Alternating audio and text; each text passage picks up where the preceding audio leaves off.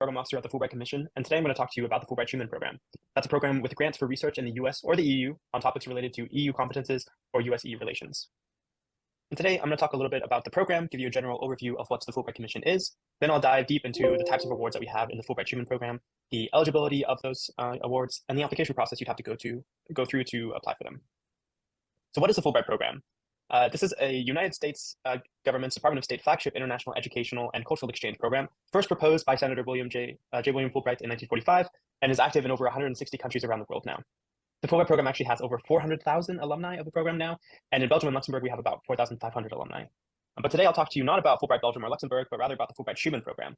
That program is also managed by the Fulbright Commission in Brussels, and also offers awards and scholarships to European citizens for graduate studies, research, and lecturing in the United States, and also for Americans coming over on this to this side of the Atlantic in the EU for similar purposes. We also, in Belgium, hold the Education USA Advising Center, which advises international students on how to study in the US. So if you're a European citizen or any person living in Belgium wanting advice on how to go study in the US, we can do that for you as well in our office. The Fulbright Schuman program is a unique exchange program between the United States of America and the European Union because it's open to all 27 EU member states and their citizens. The Fulbright program typically is a bilateral program, exchanging between the US and one other country. For example, Fulbright Belgium would exchange between Belgium and the US, with Belgians going over there and Americans coming to Belgium. However, that is not the case for the Fulbright Schuman program. Americans can go to any number of the 27 EU member states for their grants. Oftentimes we recommend a maximum of 3 countries just for time restraints, but it is possible to go to multiple. And also for members of all 27 of those, citizens of all 27 of those EU member states to apply for the awards to go over to the US for research or to teach. This program is jointly financed by the U.S. State Department and the Director General for Education, Youth, Sports, and Culture, so DGEAC of the European Commission. The biggest question that we get is, what can I do research on for the Fulbright Schuman program? And in general, there are no specific requirements for the field of study that you have. It can range from political science to law, economics, linguistics, social science, public health, arts, etc. So broad picture, it can be any specific, it can be any field that you're interested in. However, for the Fulbright Schuman program, you have to keep in mind that it must be relevant to Europe, the European Union, or US-EU relations. So that can either be the relationship that we have across the Atlantic. It can also be general EU competences. It can also be a comparison between what one thing is done in the US versus how it's done in the EU. And here on the screen, I have a few examples of what happened studied in the past. So we had, for example, musical intervention as a tool to build social inclusion, domestic polarization and international reputation of American democracy, adapting to global warming and urban expansion in EU and US cities. Recently, AI has been a big topic as well. So we've had scholars go back and forth between the two sides, studying how the EU is implementing AI law, for example, and how that could be done in the US. So as long as you can justify why the US and the EU would be interested in these topics and not just a single country within the EU, then in general, you can make the case for why you should apply for the Fulbright Schuman program instead. So like I said, what's different about the Fulbright Schuman program is that it's open to citizens of multiple countries. So typically speaking, Fulbright is a bilateral program. So like I said, Fulbright Belgium or Fulbright Portugal would have citizens of those countries going to the US and the Americans going over to those countries specifically. And those can have research topics really in any field. There's not really usually any limitation unless one's imposed by the commission, but in our commission, for example, you can study any sort of topic that you'd be interested in. The Fulbright Schuman program is different in that it's open to citizens of any EU member states going to the US or Americans coming to any number of EU member states. There is a restriction on the topic that you can have, and that it has to deal with US-EU relations or the EU institutions or EU policy beyond just any single country. So the question to ask yourself is the research I'm doing relevant to only one specific country? Like, is my research only relevant to Sweden, for example? If that's the case, you probably should apply through Fulbright to Sweden. But if it has broader implications, multiple member states or the EU more generally, then it could be a possible topic for Fulbright Schuman. So what types of awards do we have for Fulbright Schuman? In general, there are 2 different categories. There's the student program. This is both for US students and for foreign students going to the US, and the scholar program. So that's anyone typically with a PhD or higher or some other form of terminal degree. So for the students, we have grants for graduate studies and doctoral research, and a grant for innovation. And on the scholar side, we have grants for postdoctoral research and lecturing, a grant for international educators. We have a more recent Fulbright NATO Security Studies Award, a grant for innovation, and also Distinguished Scholars Award, which is for people who have at least 7 years of experience in their field, but often more. And that's an award that alternates between the European University Institute in Florence, Italy, and the College of Europe in Bruges, Belgium. So now I'll go into the different types of awards we have and specific benefits and what types of things that you can do on these awards. So the first one I'll talk about is this grant for graduate students and doctoral research. This is for young students or young professionals who would like to pursue a graduate study, or more often than not, to conduct independent research, not part of a graduate study program, at an accredited US university or research institution. These grants are for 4 to 9 months. So this specifically, I'm talking about the student program for Europeans going to the US. This is a minimum of 4 months and maximum 9 months.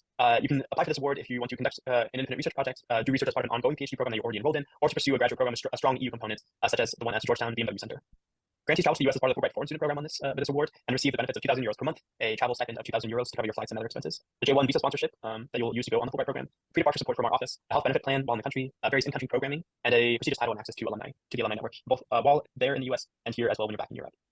Then we have a grant for postdoctoral research and lecturing. So this is anyone who already has a PhD or often another form of a terminal degree within their field. This is for academics such as postdoctoral researchers and professors, or experienced professionals with another form of terminal degree to conduct research and/or lecture at an accredited US university or research institution. This is once again for Europeans going to the US. The grants can be from anywhere between 3 months and 9 months. It's for people who want to conduct some sort of postdoctoral research, so to continue on what you've done for your PhD, for example, or lecture as a visiting professor at a university in the US, or a combination of both. So you can teach 1 or 2 courses and on top of that do your own independent research with a team at that university, for example. Like I said, a PhD is required before your intended departure, so that means you can apply while you're finishing it, but then you must have a PhD before you're actually given the grants. And grantees travel to the US as part of the Fulbright Visiting Scholar Program in this case. Scholars as opposed to students get €3,000 per month instead, but all the other benefits are the same. So that's the €2,000 travel stipend, visa sponsorship, health plan, and all the rest. And this is a newer award. This is the Fulbright NATO Security Studies Award.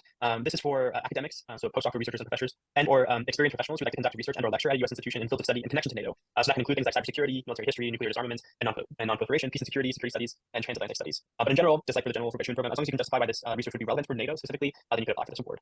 Currently, these grants are for 3 months exactly for people who like to conduct research and or lecture together. The PhD is also required for this award, and citizenship for this award is open to any NATO member country except for Americans, which have a counterpart award to this for people coming to do research in Belgium in partnership with NATO headquarters, but with their own host institution, often the German Marshall Fund or College of Europe, for example, in Belgium.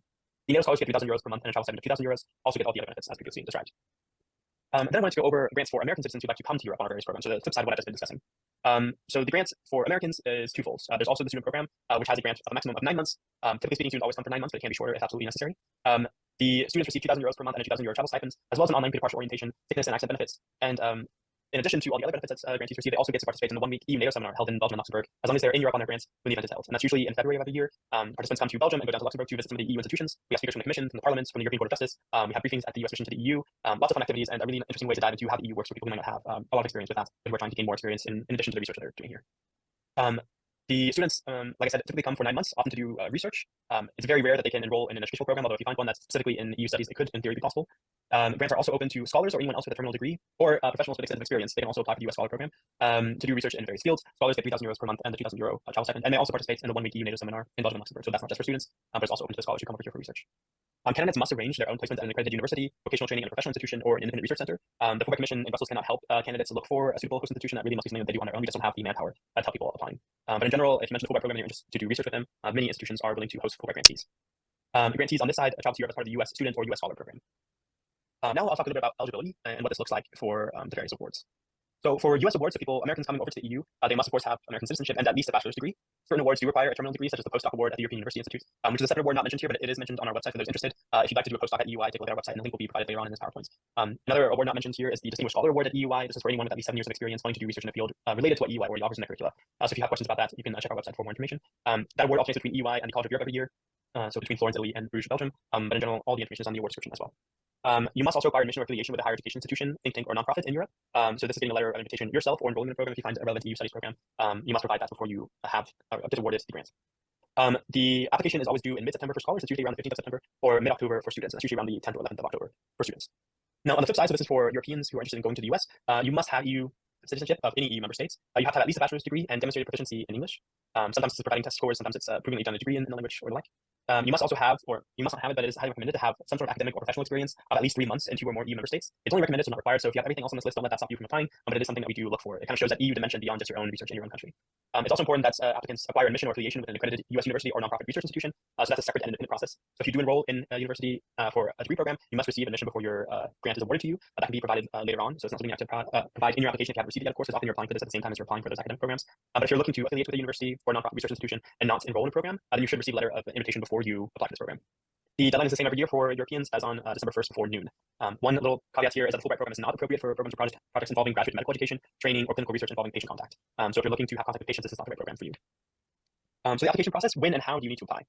So like I said, the application deadline is usually in mid-September or October for US programs for the following academic year. So if you applied this year in September 2023, that means it's for the academic year that starts in September 2024. The September 15th is when the Fulbright competition opens for Europeans wanting to go to the US. The application deadline for them is the 1st of December. Then between December and January, we review the candidates to see if they're technically eligible and then to score them to see who is invited for an interview. The top ranked candidates are then invited for an interview in late January or early February. Successful applicants are usually notified by late January or early March. It can take a little bit longer for various reasons, but we try to get back to all candidates as soon as possible. Then candidates are approved by the Fulbright Foreign Scholarship Board, and once that is done, from April through August, the grant administration happens with our commission. The visa process starts for everyone, so that's J1 visas for the Europeans going to the US, and then various visa processes for Americans going to the EU, depending on when and where they're going. Then we have a pre-departure orientation sometime in the summer to let you know how to apply for a visa and what to expect during your grant, and then the grant can start in August at the earliest for most people. To apply, all you have to do is go to fulbrightschuman.eu, and we have a list of the awards for our program and how to apply to them. So you can review the important details on those award pages and click apply now when you're ready to apply, which will lead you to the online application platform from Fulbright/IIE. So applications are not currently open at the time of this recording, but they will open again for Americans in March or April of next year, and then in September for Europeans who'd like to go to the US. So just follow the application instructions on the award page. Most of the things are listed there, but if you ever have any questions, we are always available to help answer questions for candidates as well. So generally speaking, this applies mostly for both sides of the program, but often some of these items like the TOEFL score, test scores, which don't apply, but yeah, some of these things are mostly for Europeans, but generally apply for both sides of the programs as well. So all applications must fill out the online application form. It's fairly straightforward. You must also provide a CV or resume of your experience. You should provide your diploma and your transcripts, which can take some time to get, so make sure that you take time to do that. And then 3 letters of recommendation submitted by recommenders you register in the application. Then students must write an essay for the study or research objectives and a personal statement essay, and then provide a admission or affiliation letter, which may be provided as late as April if you're looking to enroll in a program, for example, and you're waiting for their program decision. Scholars must provide a project statement and a bibliography of references that they use for that project statement, and then an affiliation letter, which must be included in the application by the time you do apply. So do take time to reach out to potential hosts and ask for a letter, and if they would be interested in hosting you. So general tips for a strong application: read the award description before you start to ensure that you meet all the requirements and that your proposed project is feasible in the amount of time given. Make sure you start early. It can take quite a bit of time. You must register your recommenders as soon as possible. And don't wait until the last day to submit, because if you try, it will just not be enough time for you. We cannot accept incomplete or late submissions, unfortunately. And also take a moment to learn more about the Fulbright program and estimates what is expected from applicants. On the Fulbright Schuman website, so that's fulbrightschuman.eu, we have a blog post from past grantees that go a little bit over what they've done for their project or the ways that they engage with the culture during their grant. So it's really worth reading to learn more about what others have done in the past.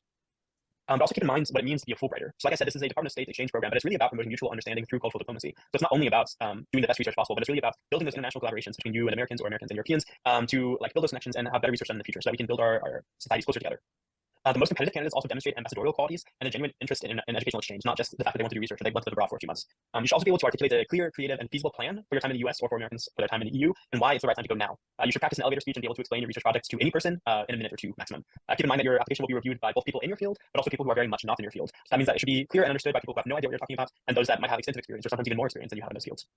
Also, for the Fulbright Schuman program specifically, remember, you have to justify why it matters to the EU.